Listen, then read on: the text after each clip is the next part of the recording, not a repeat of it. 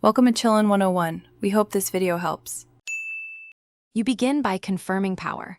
Plug the Switch Pro controller into a confirmed working USB-C charger and leave it for 30 minutes. You need to eliminate a simple dead battery scenario first, so make sure the charging cable and adapter are known good. While it charges, inspect the USB-C port with a bright light. Clear lint or bent pins will block current. Once done, try the controller's power button while connected.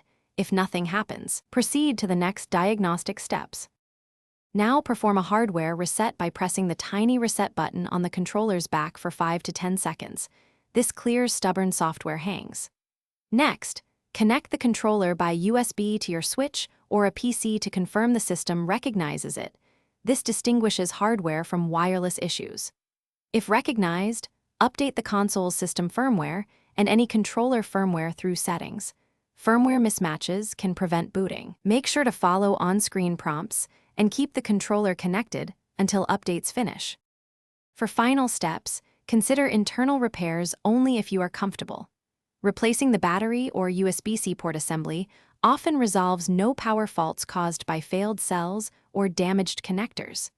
Before buying parts, test with a replacement cable and spare battery if possible to avoid unnecessary expense. If repairs are beyond your skill or the controller remains unresponsive after these measures, contact Nintendo support or an authorized repair.